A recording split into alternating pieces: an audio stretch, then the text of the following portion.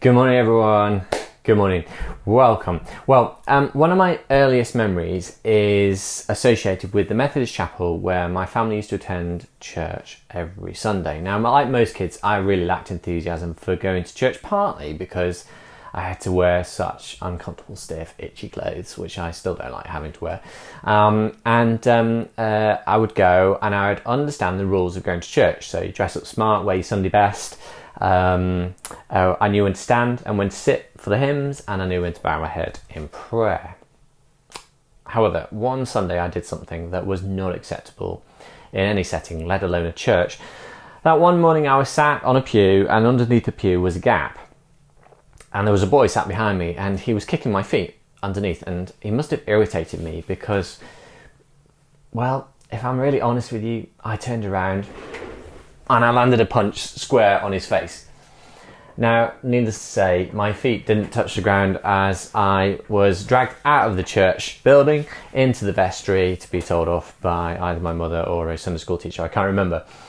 There were things that you shouldn't do if you were in church, or indeed things that you shouldn't do that if you were a Christian, they weren't very Christian-like, and punching another boy in the face was one of them, at least not in the middle of a church service. Perhaps in a boxing ring, that would have been all right, but not in the middle of a church service. Now, here's the thing. What I learned in chapel when I was a small child was generally it was about rules. And I think by definition, I extrapolated that to God. So I was only acceptable if I behaved in a certain way and if I only behaved by obeying the rules.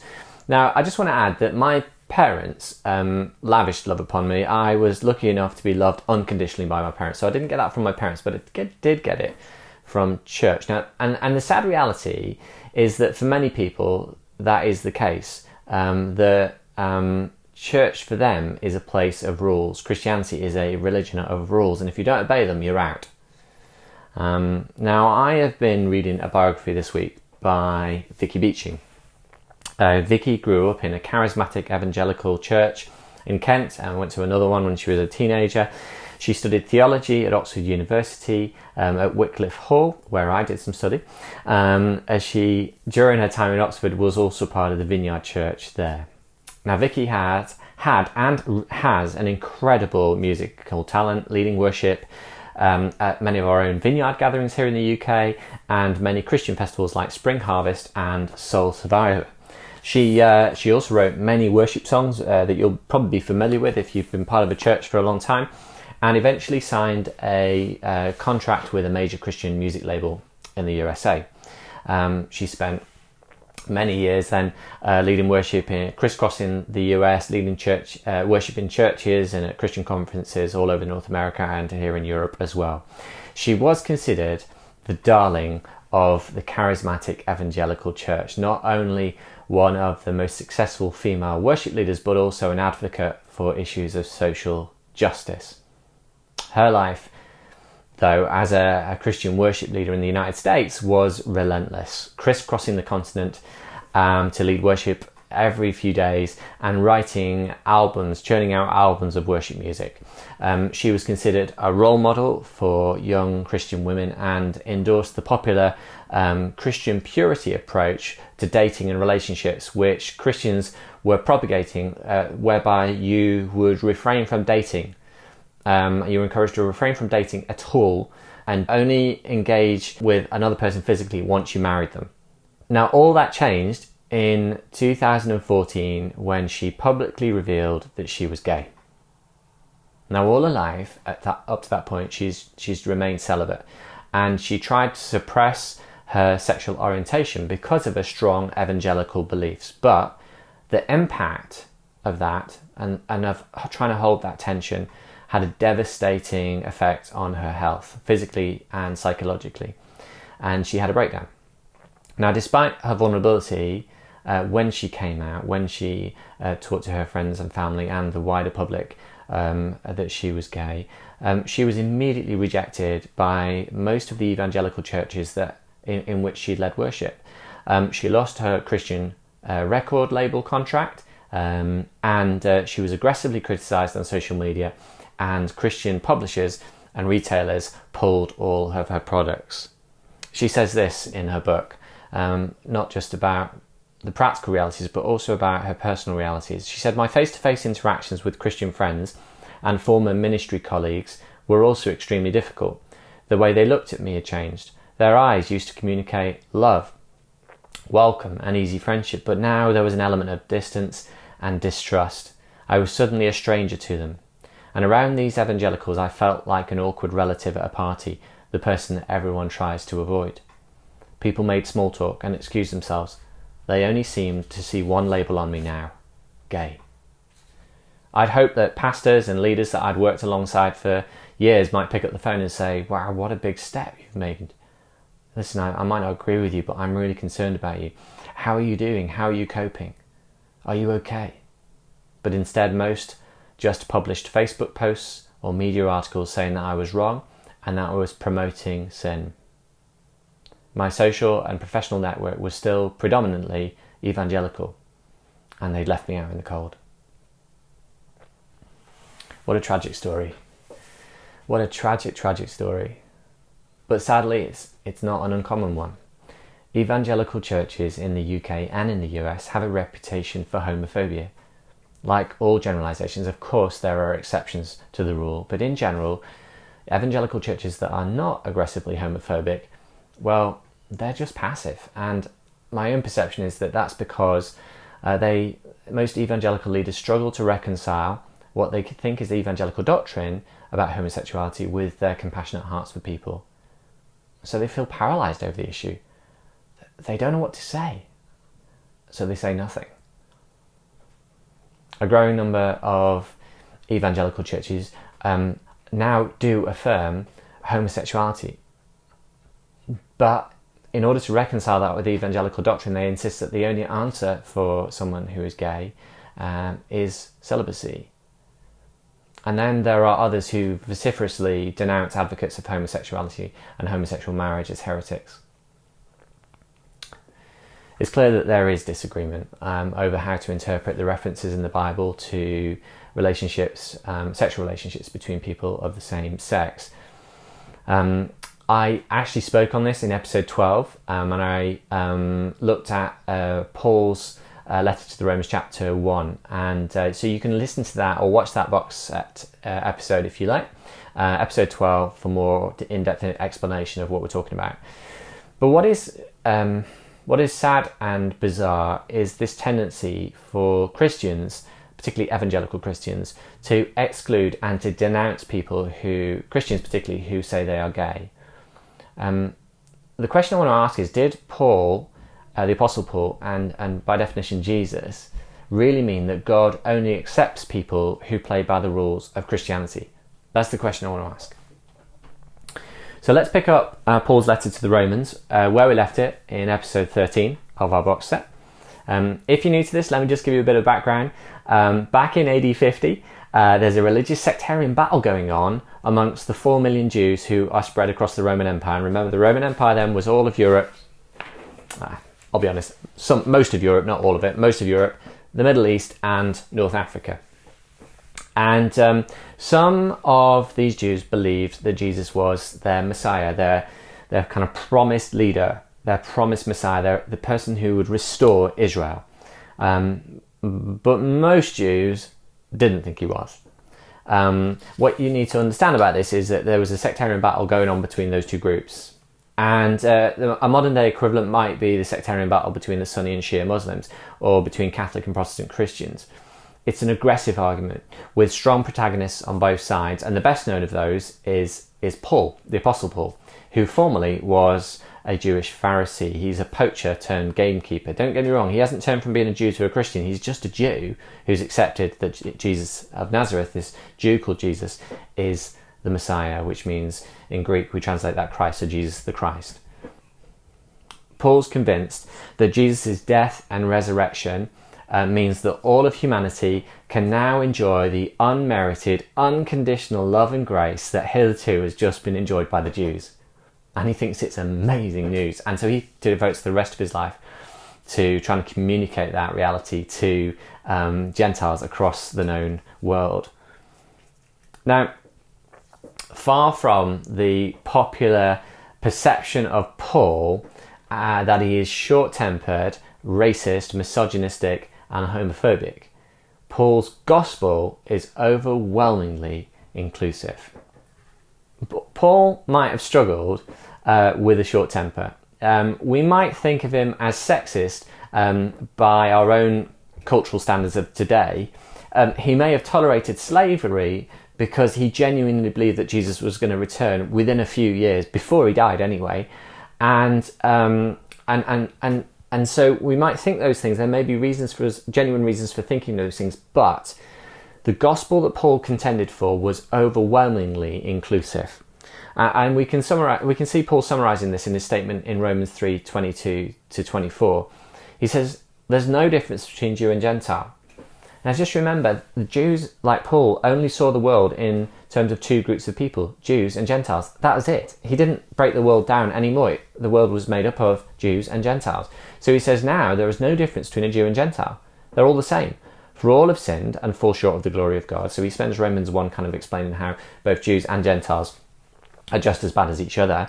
And then he says, and all are justified freely by God's grace through the redemption that came by Christ Jesus. So the whole world is sinful, but the whole world is redeemed by the grace that came through Jesus Christ. Now, not all Messianic Jews at the time of Paul actually agreed with him. Some of them insisted that any Gentiles that accepted Jesus was the Messiah really needed to convert fully to Judaism and keep some of the, or not some, but all of the laws, all of the traditions of the Jews, like keeping the Sabbath and avoiding eating certain foods. And most awkwardly, they insisted that these Gentile men should be circumcised, which is a bit awkward, isn't it? Imagine that, if the Christian church insisted that men, in order to join the Christian church in the UK, should be circumcised. Can you imagine? Can you imagine that? Well, I want to say on behalf of all men in the UK, that is a firm no. That's not going to happen. Thankfully, the Apostle Paul is equally emphatic. In fact, at one point in his letter to Galatians chapter 5, verse 12, he gets really mad about it and suggests that those who argue for the circumcision of Gentile man should go all the way and chop off the whole of their manhood, not just a bit of skin. Which is not a very nice thought, really, is it? Moments like this remind us that Paul was nothing like the mild-mannered, polite vicar or pastor that most Christians desire their Christian leaders to be. I'm not sure many Christians really would have liked Paul. They would have found him to be quite brash and perhaps crude at times. But that's who he was. This was the man who established, if you like, the tradition of the Christian church in the Roman Empire. Paul insisted that adherence to these Jewish rules does not make someone acceptable to God. And in chapter 4 of Romans, he emphasizes this by referring to Abraham, the great patriarch of the Jewish tradition. He was considered to be the ancestor of all Jews. And it says in Romans 4, verse 9-11, is this blessedness only for the circumcised, or also for the uncircumcised?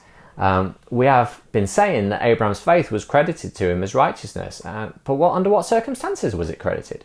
Was it after he was circumcised or before? Well, it was not after, but before. And he received circumcision as a sign, as a seal of the righteousness that he had by faith while he was still uncircumcised. He really had to spell it out in great detail. Let me summarise it for you, though, in short. Because of Jesus, every human being is God's favourite, just like Abraham was God's favourite. Every human being, not just Jews, but Gentiles as well. Gentiles, by the way, means non-Jews. It's basically anyone that isn't a Jew. Circumcision did not qualify Abraham to be God's favourite. It was simply a cultural sign of God's favour upon him, a bit like a tattoo. Now in chapter 5, Paul continues his argument, and he says this in verses 6-8. You see, at just the right time, when we were still powerless, Christ died for the ungodly. Now, very rarely will anyone die for a righteous person, though for a good person, someone might possibly dare to die.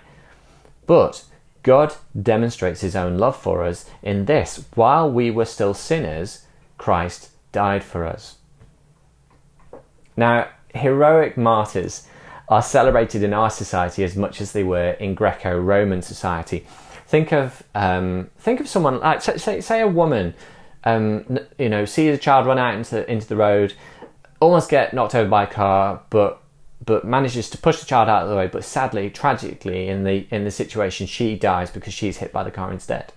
Now that woman would be celebrated as a hero in our society. But imagine that woman running out into the road and saving, a man, a middle-aged man. And then afterwards we discover this middle-aged man is a paedophile or a murderer.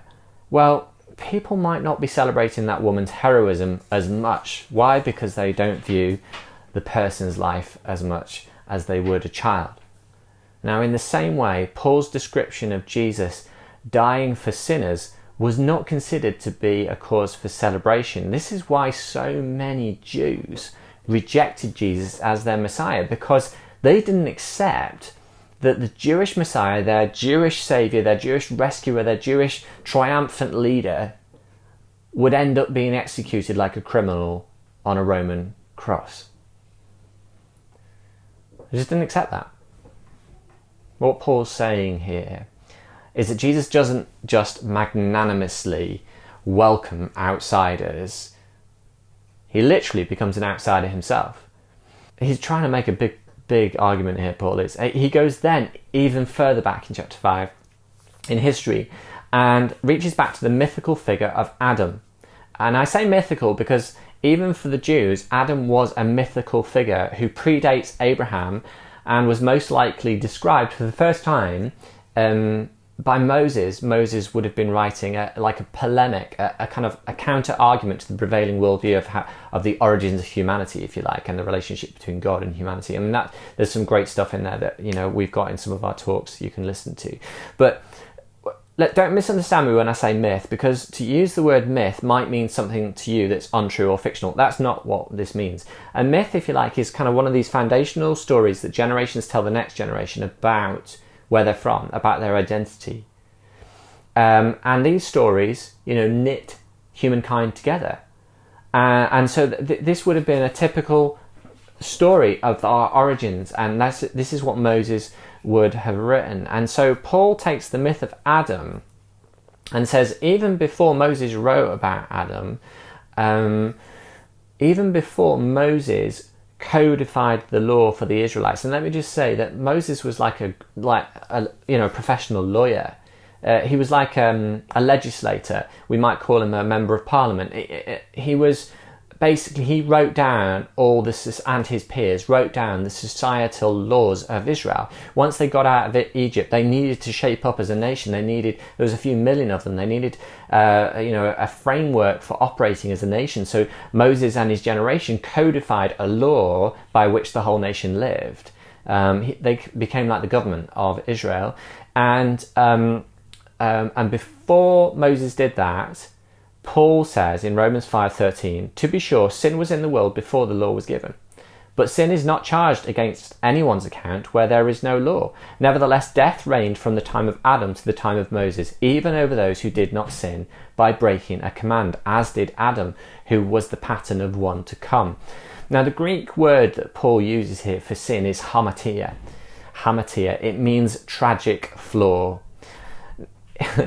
It was used, and this is understanding Paul in his Greek context. It was used by Greek playwrights to describe a hero whose inherent character flaws ultimately leads to their downfall. So, for example, one Greek tragedy is Oedipus, who was the king of Thebes. He unwittingly, this is a fictional story, he unwittingly killed his father and married his mother, thereby bringing disaster onto his family and the city that he ruled.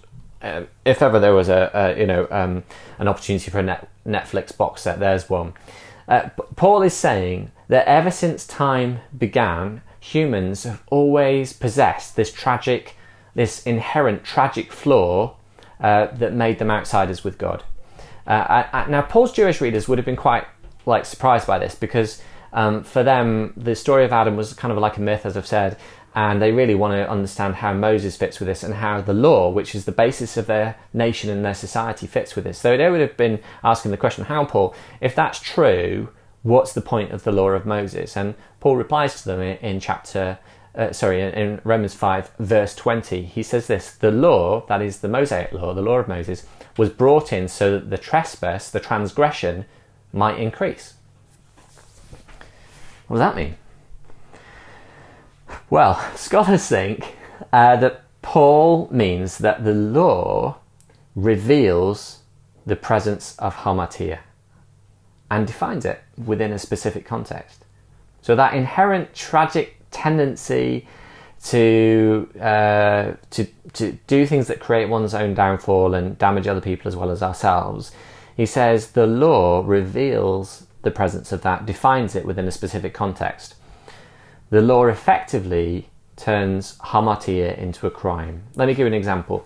So if I drive my car at, like, say, 80 miles an hour through our village, then if there were no speed limits, then I wouldn't be breaking the law.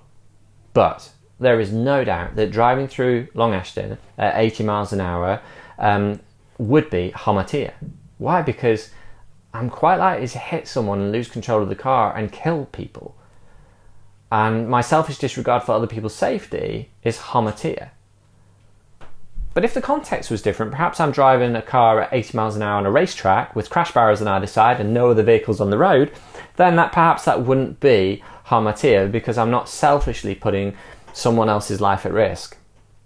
So, just like our legal system needs to fit with our cultural context, so the Mosaic law was specific to the context of the migrant population, this migrant population that are currently in the desert of Sinai, having effectively escaped from slavery in Egypt. There's quite a few million of them, and they are living in a desert, and they're travelling through that desert to their promised land in Canaan.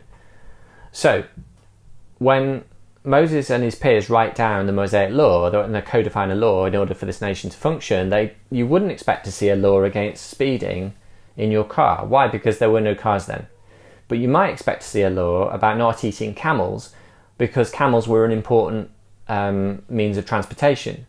So to eat them, that's just a bad idea, because you need to transport all of your gear, because they're on a journey to the land of Canaan. Now, if laws are meant to reveal, define and effectively control hamartia, then of course it is necessary to review those laws to check if they are fit for purpose. Now, in our democratic society, we elect representatives to Parliament to do this on our behalf. So our MPs, our members of Parliament, create laws to respond to new expressions of hamartia, or they will change laws that perhaps have become irrelevant or unjust, and actually is being used to unjustly oppress people. So that's Parliament and that's society, and of course we're all part of society, so that's a good thing. But what about the Christian church? Did the Apostle Paul really mean that God only accepts people who play by the rules of Moses or the laws of Moses? Well, the short answer is no. Look at Romans 5 verses 18 and 19, and the Message translation, which is a sort of contemporary translation of the Bible into contemporary language, puts it rather well. It says, here it is in a nutshell: just as one person did it wrong and got us in all of this trouble with sin and death, another person did it right and got us out of it. But more than that, just getting us out of trouble, he got us into life. One man said no to God, Adam, and put many people in the wrong. One man said yes to God, Jesus, and put many people in the right. Paul makes this brilliant contrast between Adam and Jesus, as all humanity shares Adam's tragic flaw that made them outsiders with God, so all humanity shares Jesus' glorious obedience that makes them insiders with God. The Greek words for the many in Romans 5, 18 to 19 are two words you might recognise: hoi polloi. Now in English, this Greek phrase has been used in times gone by, and perhaps even now people still use it. It's two words used by the ruling classes to describe the masses of sort of peasants and working classes, so kind of the hoi polloi, this sense that we're the ruling classes, and the majority of the population that aren't the ruling classes, well, they're just the masses, the hoi polloi. And the reality is, though, in the context that Paul's writing here in Romans 5, nothing could be further from the truth. It's quite the opposite. Hoi polloi means the many. The many. Hoi, the, polloi, many. The many. And what that means is everyone. And so the ruling classes and the working class, and that's lucky for the ruling classes, they're included in the hoi polloi. But what Paul is saying here is that because Jesus became an outsider with God, he made everyone an insider with God. Do you get that? So because Jesus became an outsider, he made everyone on the outside, everyone else, an insider. It's that Jew and Gentile thing. The Jews were in, the Gentiles weren't. Jesus came along, and the Gentiles are now in alongside the Jews. Everyone's in together. The hoi polloi. And so let's go back to Romans 3 again for Paul's brilliant summary of this. But now, apart from the law, the righteousness of God has been made known, to which the law and the prophets testify. So it's just a fulfillment of Jewish prophecy and the Jewish law of Moses. This righteousness is given through the faithfulness of Jesus Christ to all who believe. There is no difference between Jew and Gentile, for all have sinned and fall short of the glory of God, and all are justified freely by his grace through the redemption that came by Christ Jesus. The simple gospel of Jesus is amazing. Every single human being has been reconciled to God because of Jesus' faithfulness, and Jesus has created the conditions for every human being to be reconciled to one another and the world in which they live, the climate, the environment, and everything else that goes with it. But what about laws and rules? Well, are they bad? Certainly not. In Romans 7:7, he's unequivocal. He says laws help us become aware of the hamartia, this kind of tragic flaw in our own hearts, and laws prevent hamartia in society, wrecking society and causing anarchy. Rules and laws are good for society, and they're good for our soul. But here's the thing about rules and laws. They need to be fit for purpose. They need to be reviewed regularly to see if they're fit for purpose. If the purpose of a law or a rule is to reveal, define and control hamartia, we need to check if that still is the case. Back to where we started. There obviously needs to be rules about 9-year-old boys punching another child in the face in the middle of a church service.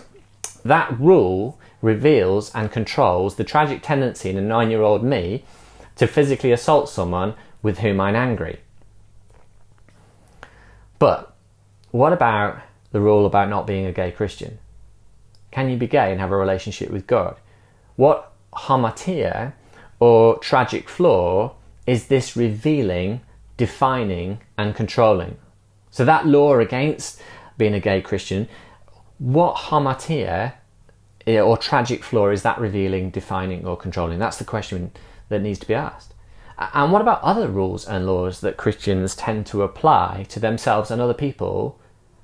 Like, what do those rules actually reveal, define and control this tragic flaw in us, this hamartia? Are those rules and laws fit for purpose? Are they still revealing and controlling the tragic flaws within each one of us? That's a question, isn't it? That's a question that we need to think about, we need to talk about within our community groups, talk about within our households, talk about with our friends. So what do you think?